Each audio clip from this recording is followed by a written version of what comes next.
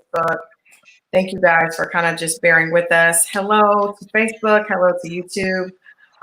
We are going to have a conversation about mental health awareness and just, I think it's needed more now than ever. I am kind of reeling from the information, hearing about the four little ones that lost their lives over the weekend, along with a lot of other people as well. If you guys are on Instagram, head over to my Facebook page or my YouTube channel and you can see this conversation.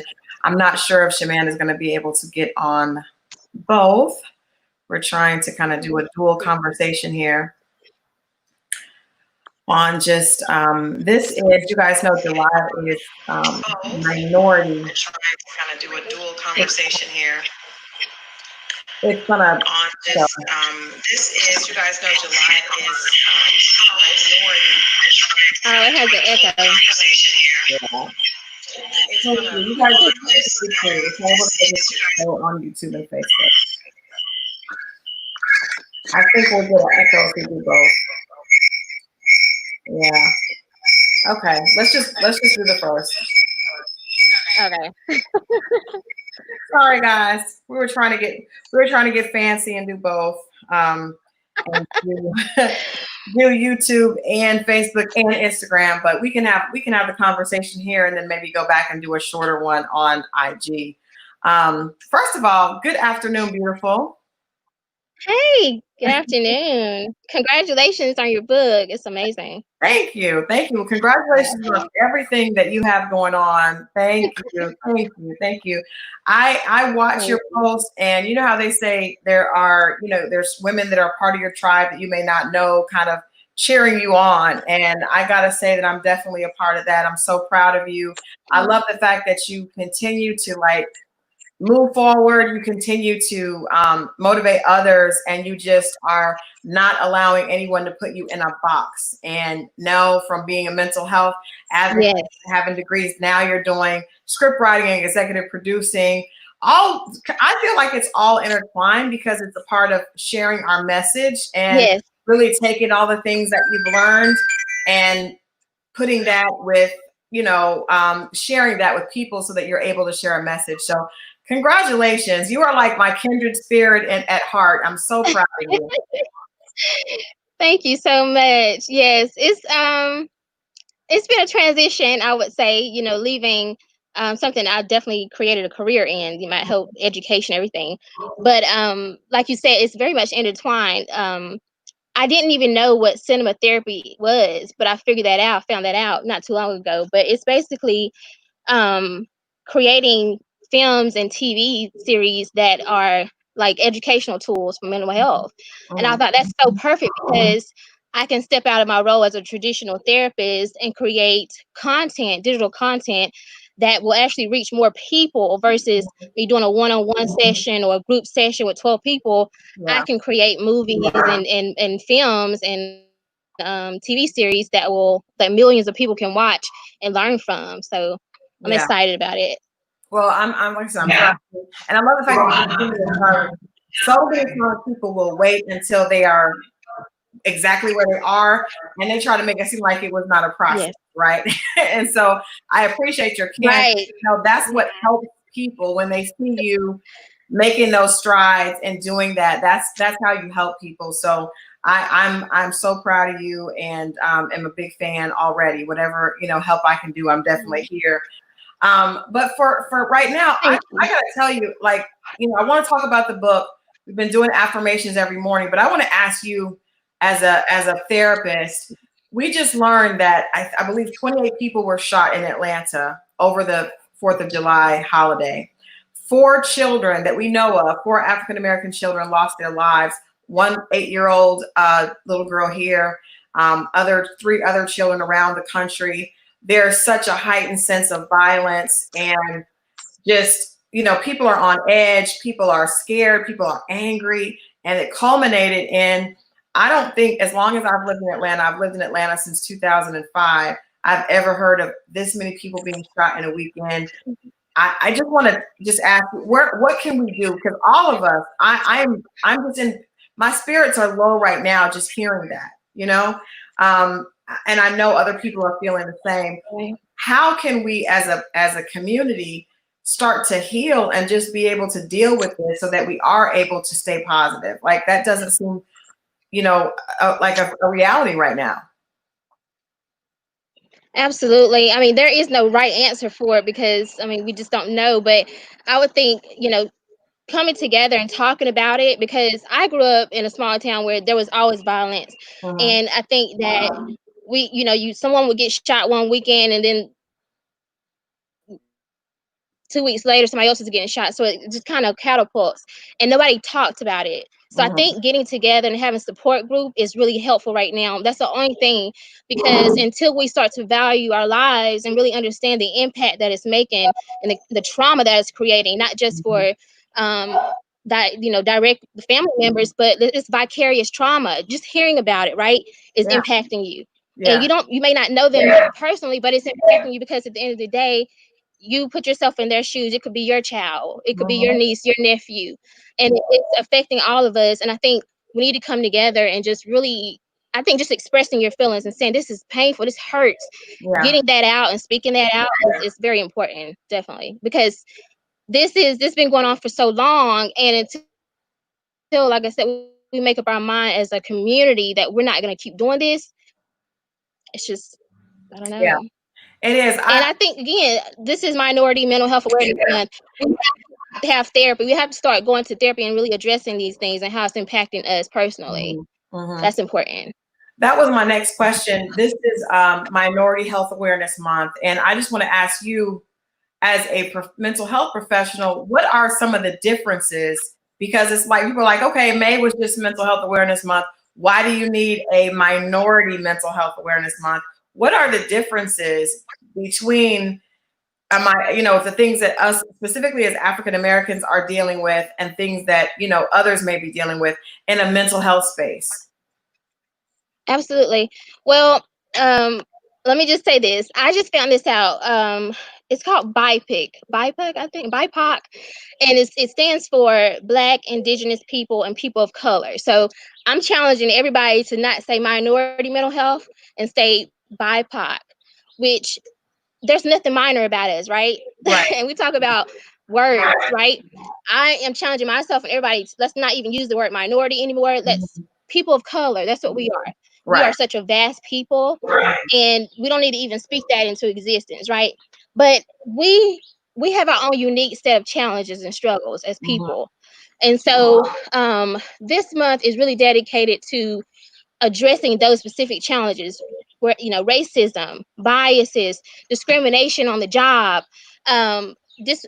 disparities in healthcare, things Mhm. of that sort, where we really, really, really tune in and zone in on those areas that disproportionately affect us as a people.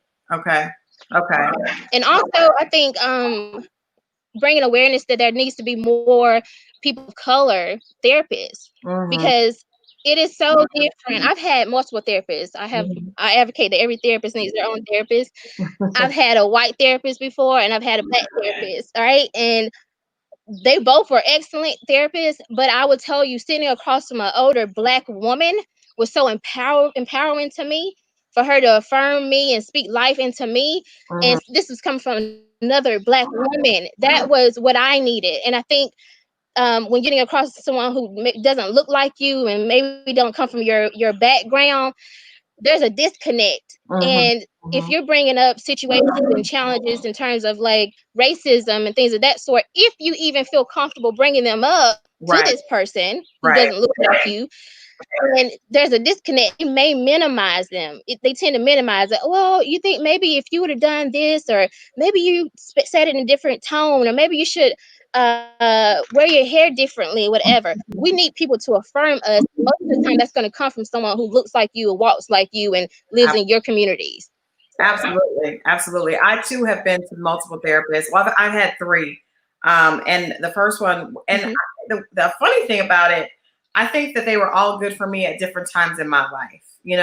I Yeah. initially went to a older white male, and that was actually a good experience because here is someone who has really nothing in common with me. Right? We have different gender, Mhm. different age. He was a lot older and he was a different race. But for him to be able to just speak in an objective way to what I was Yes. dealing with. There are certain things that we all are dealing with: financial loss, grief, divorce, certain things everyone's going to go through.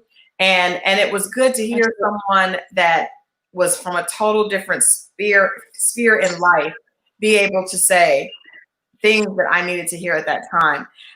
But the therapist that I've had the best relationship was as older Black woman. And she was able to get things. I mean, with the other therapist, it was very surface, but because she understood me and I understood her, and there was a different level of like, I see you, you see me. Then I was so much more. Out of that. Yeah, I don't think I would have been ready for that. I don't think I would have been ready for that initially, which is, for me, that's just my personal experience. It was good for me to have somebody that just to ease me into it, because I wasn't as candid with the first therapist as I could be with her, but it was a good starting. Yeah. Yeah. So absolutely. I definitely love the idea of having more African-American therapists and just continuing this conversation about it. Now, I was excited to see that you had purchased the book, because I wrote this book because I felt like people were dealing with this pandemic, and all of us are dealing with it.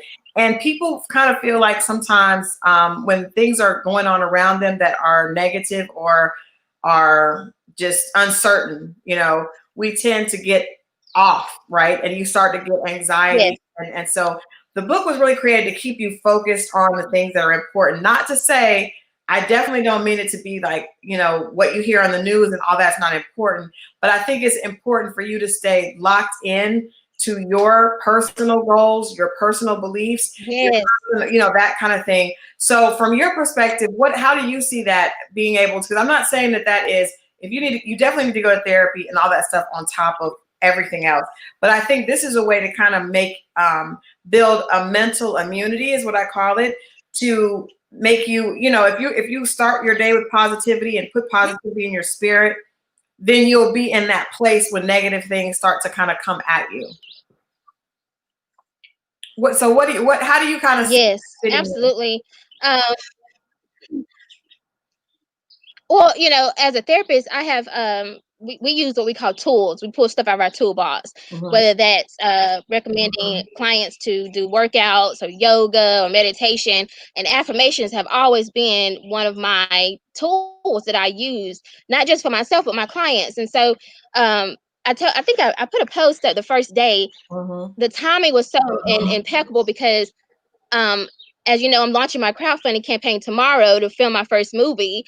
And then I had just found out my aunt died. Thank you. And I just found out my aunt died. And I was like, oh no, are you serious? And so I needed something to help me stay focused. Like, yes, you're going through this, you're going to go through a grieving process, but you have this goal too. At the same time, you have to stay focused. Not that I have to numb myself and act like this isn't happening, but in those moments where I need clarity, I need something I can pull from, so I can think of that affirmation that I used that morning. And all throughout the day, I'm repeating that to myself.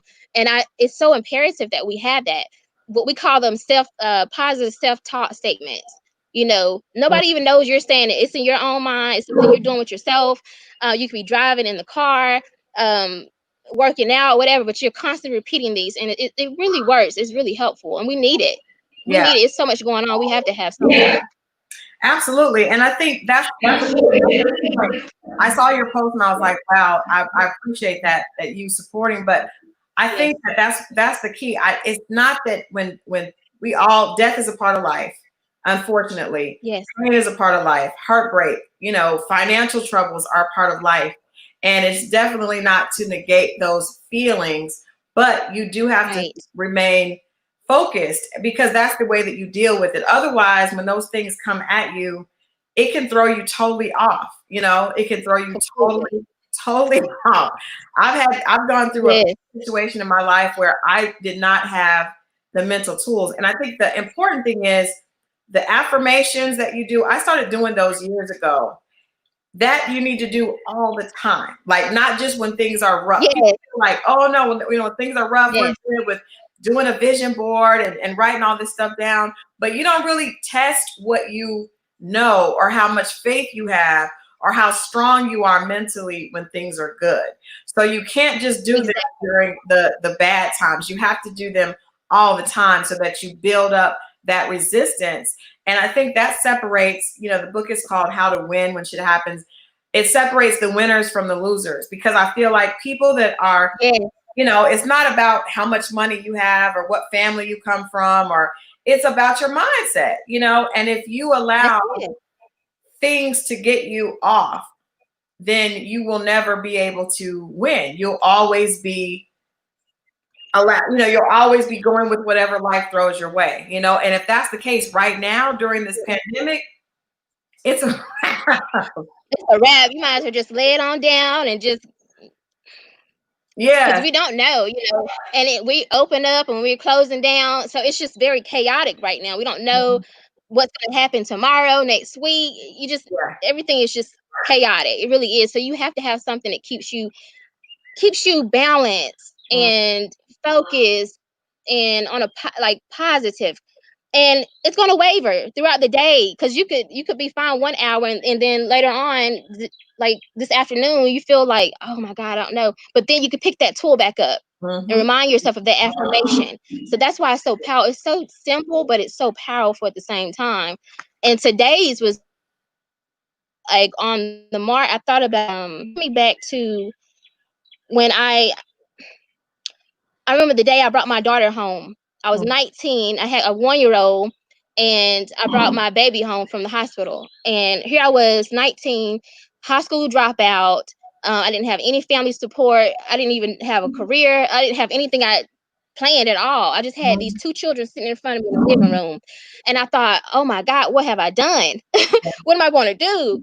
And I thought about that today after I read this affirmation. I thought, my past circumstances don't determine my present, because here I am at 31 and I'm a licensed therapist, a master's, and I'm getting ready to film my first movie. Yeah. And I'm how to utilize those past experiences to have helped my clients and to be a better person and make an impact, because without those past circumstances, I wouldn't be who I am today. And I think it's very empowering. So it's important. I love that one. It was perfect. Well, thank you for sharing that story. I didn't even know that, about you. I just saw this, young woman that, seemed to have everything. I knew that you wanted to do a career transition, but I didn't know where you started. And I think that's powerful in itself, because a lot of times we are thinking, I know I was a mother young. I had my first child at 20.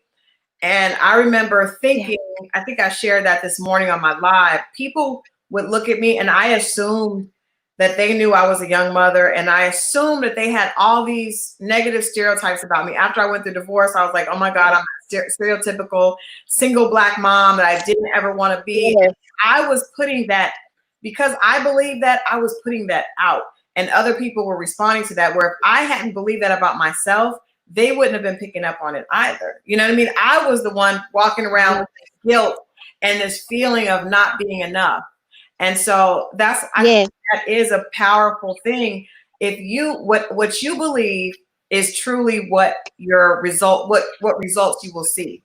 Even the absolutely the day before yesterday, the affirmation was, I am blessed. Others find favor, with me. And I think, I don't know how many women I've heard say, well, they don't like me, or people don't want you to succeed.